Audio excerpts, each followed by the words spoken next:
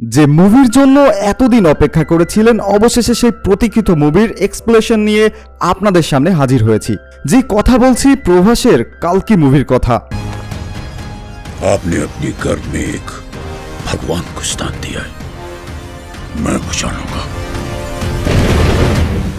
প্রথমেই মুভির ক্যারেক্টারগুলোর একটু পরিচিতি আপনাদের সাথে দিই। ভাই, মাথা খারাপ করা সব সুপারস্টারদের কাস্ট করা হয়েছে এই মুভিতে, যেখানে ভাইরাবা চরিত্রে প্রভাস, অশ্বত্থমা চরিত্রে অমিতাভ বচ্চন, সুপ্রিম ইয়াসকিন চরিত্রে কামাল হাসান, সুমতি চরিত্রে দীপিকা পাডুকোন ও রক্সি চরিত্রে অভিনয় করেছেন দিশা Patani.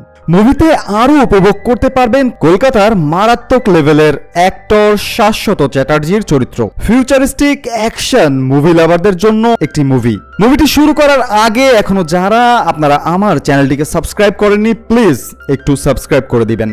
So without wasting any time, চলুন মুভিটি শুরু করা যাক। মুভির শুরুতে অশ্বত্থমাকে দেখানো হয় এক পরাজিত সৈনিক হিসেবে, যেখানে মহাভারতের কিছু দৃশ্য আপনি দেখতে পাবেন। এই মুভিতে অশ্বত্থমাকে দেখানো হয়েছে এক সুপার ওয়ারিয়র হিসেবে, যার কপালে আপনি দেখবেন এক বিচিত্র মণি, যা তার পাওয়ার হাউস।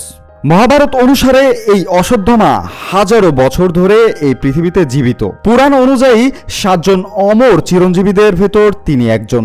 ভগবান শিবের আশীর্বাদে যখন অশ্বত্থমার জন্ম হয়, তখন তার মাথায় একটি দিব্যমণি যোগ হয়, যার সাথে যোগ হয় সব দিব্য শক্তি, যার কম্বিনেশনে সে এমন এক মহাযোদ্ধায় পরিণত হয় যাকে হারানো প্রায় অসম্ভব। মহাভারতের এক ঘটনায় অর্জুন ও অশ্বত্থমার 2 ব্রহ্মাস্ত্রের সংঘর্ষে পৃথিবী ধ্বংস হয়ে যেতে পারত। তাই শ্রীকৃষ্ণের অনুরোধে অর্জুন তার ব্রহ্মাস্ত্র ফিরিয়ে নিলেও অশ্বত্থমা তা ফেরাতে সক্ষম হয়নি, কারণ এই জ্ঞান তার কাছে ছিল না। যার ফলে অশ্বত্থমার ওই ব্রহ্মাস্ত্র অভিমন্যুর স্ত্রীর গর্ভে থাকা বাচ্চাকে মেরে ফেলে, যার ফলে পাণ্ডবের শেষ বংশের মৃত্যু হয়। এর ফলে শ্রীকৃষ্ণর ক্রোধ বেড়ে যায়, আর তাই সে অশ্বত্থমার দিব্যমণি তার কাছ থেকে ছিনিয়ে নেয়, আর তাকে অভিশাপ দেয় যে সে কলিযুগের শেষ পর্যন্ত জীবিত থাকবে, আর যার শরীর থেকে অনবরত রক্তক্ষরণ হতে থাকবে, যা থেকে মুক্তি পাওয়ার শত চেষ্টা সে করলেও মৃত্যুর কোনো অপশন সে খুঁজে পাবে না। এখন কলিযুগের শেষে পাপ যখন চরম সীমায় পৌঁছাবে, ভগবান বিষ্ণু কালকির রূপে জন্ম নেবে, যাকে রক্ষা করার দায়িত্ব দেয়া হয় ওই অশ্বত্থমাকে, আর এভাবেই তার পাপ মোচন হবে। এজন্য অশ্বত্থমা ও বাকি সব চিরঞ্জীবী অপেক্ষা করে আছে সেই কালকির জন্মের জন্য।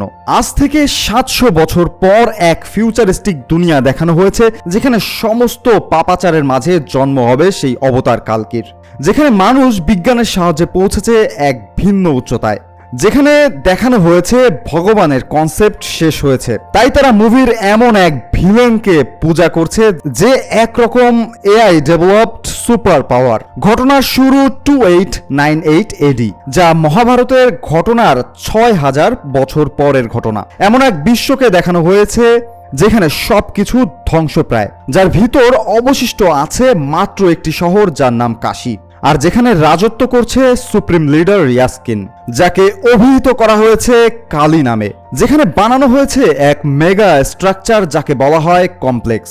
দেখতে সেটা উল্টো পিরামিডের মতোই। এই কমপ্লেক্সের বাইরের কমান্ডারের নাম মানব, যে ইয়াসকিনের সেনাপতি। এমন সময়ের কথা বলছি যেখানে শেষ হয়েছে মনুষ্যত্বের, না আছে বাঁচার জন্য খাবার, না আছে তৃষ্ণা মেটানোর জন্য পানি, কিন্তু টেকনোলজি যা আকাশ ছুঁয়েছে, যেখানে কন্ট্রোল করা হয়েছে গ্র্যাভিটিকে, তৈরি করা হয়েছে ফ্লাইং কার, তৈরি করা হয়েছে এআই রোবটস, যা এখন আপনার কল্পনার বাইরে, যা সেই সময় বাস্তবে পরিণত হয়েছে। এখানে থাকা ওই কমপ্লেক্সের ভেতরে বসবাস করে ধনী ব্যক্তিরা, যারা সব ধরনের সুবিধাই পেয়ে থাকে, আর বাকি গরিবদের যাদের বাইরে থেকে ধরে এনে এখানে বিভিন্ন কাজে লাগানো হয়, যেখানে দেখতে পাবেন কিছু বাউন্টি হান্টারদের যারা পয়েন্ট সংগ্রহ করতে ব্যস্ত, আর যে বাউন্টি হান্টারের কাছে 1 মিলিয়ন পয়েন্ট হবে সে সুযোগ পাবে ওই আলিশান কমপ্লেক্সে বসবাস করার।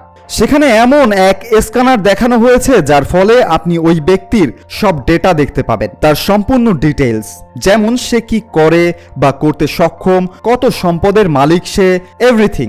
আর ভবিষ্যতের সেই সময়ে সব থেকে খারাপ অবস্থা হয়েছে মেয়েদের, বিশেষভাবে যারা ভার্জিন। আর এই সময় রাজা ইয়াস্কিন, যে নিজেকে ভগবান মনে করে, যার বয়স 200 বছরেরও বেশি, যে ওই কুমারী মেয়েগুলোকে নিজের স্পাম দিয়ে প্রেগনেন্ট তৈরি করে। মূলত তার এমন এক মেয়ের প্রয়োজন যে তার ওই সিড 120 দিনের বেশি গর্ভে ধারণ করতে সক্ষম। সে ওই মেয়েগুলোর গর্ভের নির্যাস দিয়ে এক সিরাম তৈরি করে, যার দ্বারা সে নিজেকে সবথেকে শক্তিশালী বানাতে সক্ষম। কিন্তু এখনো এমন কোনো মেয়ের সন্ধান সে পায়নি যে তার ওই সিডকে 100 দিনের বেশি ধারণ করতে পেরেছে।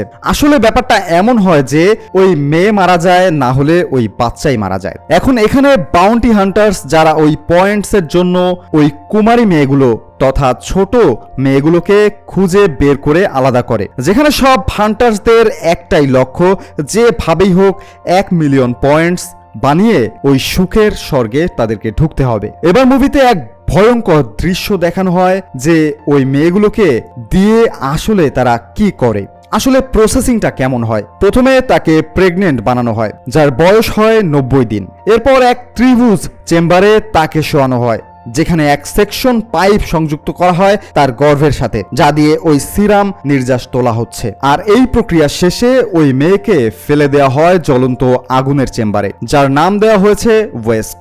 যে চক্র এভাবেই চলে আসছে, আমরা জানি না ঠিক কত মেয়ের বলি চড়ানো হয়েছে ঠিক এভাবেই। এবার ওই তৈরি সিরাম নিয়ে কমান্ডার মানব, সায়েন্টিস্ট ও বেদ পুরাণ অভিজ্ঞ কাউন্সিলর বানি ইয়াস্কিন তথা কালির কাছে নিয়ে আসে। কিন্তু এই সিরামে তার বিশেষ কোনো লাভ হয় না, যদিও এই সিরামে পয়জন মেশানো ছিল। ইয়াস্কিন বলে বহু বছর পর তার মৃত্যুর সাথে দেখা হয়েছে, শেষমেশ কেউ চেষ্টা করেছে তাকে মেরে ফেলার জন্য, যা পরিকল্পনা করেছিল ওই সায়েন্টিস্ট, যে বুঝতে পেরেছিল যা চলছে সেটা অবিচার, কিন্তু কোনোই লাভ হয়নি তাতে, তাকে অযথাই এভাবে জীবন দিতে হলো। এত পাপের ভিতরেও আজও কিছু মানুষ ছিল যারা সত্যিই ভগবানের উপরে বিশ্বাস করত। মুভিতে যাদের ডাকা হয়েছে রিবেলস নামে, আর এসব লোক যে স্থানে থাকে তার নাম দেয়া হয়েছে সাম্ভালা, যে শহরকে এখনো গোপন রাখা হয়েছে, অন্যথায় ইয়াস্কিন এটাকেও ধ্বংস করে ফেলতো। এই রিবেলসরা মূলত গোপনে অসহায়দের সাহায্য করে থাকে, যাদের মেইন লিডারের নাম মারিয়াম, যে বিশ্বাস রাখে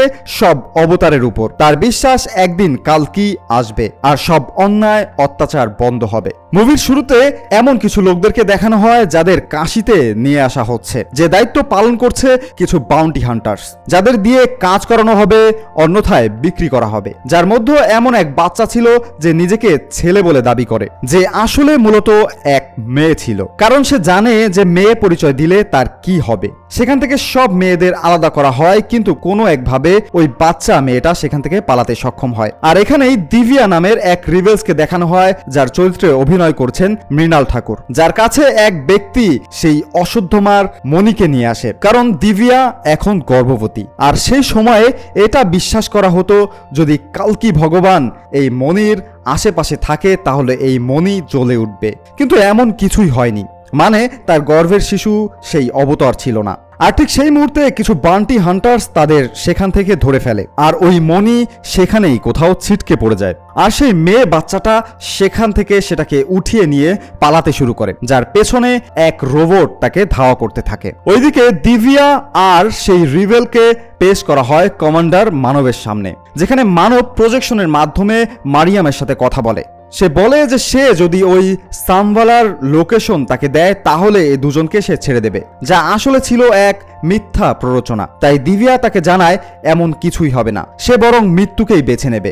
আর দুঃখজনকভাবে এমনটাই হয়, কমান্ডার তাকে সেখানেই মেরে ফেলে। ঠিক এমন এক মুহূর্তের পর এন্ট্রি হয় মুভির মেইন চরিত্র ভৈরবের, যে পেশায় এক বাউন্টি হান্টার। আর অন্যান্য বাউন্টি হান্টারদের মতো তারও একটাই ইচ্ছা, 1 মিলিয়ন পয়েন্ট। আর এখানে ভৈরবা 5000 পয়েন্টের জন্য এক ছেলেকে ক্যাপচার করে, আর সেজন্য অন্য বাউন্টি হান্টারদের সাথে তার ফাইট করতে হয়। ভৈরবা মূলত এক স্মার্ট ওয়ারিয়র, যে রক্সি নামের এক মেয়েকে ভালোবাসে। এখন রক্সি 70 দিনের জন্য কমপ্লেক্সে একটি কাজ করার সুযোগ পায়। তখন ভৈরবা তাকে রিকোয়েস্ট করে অ্যাটলিস্ট সে যেন তাকে সেখানে যাওয়ার একটু সুযোগ করে দেয়। এজন্য রক্সি তার জন্য টেম্পোরারি 1 ঘন্টার একটি পাস কোনোভাবে ম্যানেজ করে। আর এরই মধ্য দিয়ে প্রথম তারা সেই সুন্দর স্বর্গের দেখা পায়। আর সেখানে তারা দেখতে পায় নদী, পাহাড়, গাছপালা, যা তারা আগে কখনো কোনোদিন দেখেনি। এজন্য এক অদ্ভুত সুন্দর অনুভূতি। যাই হোক,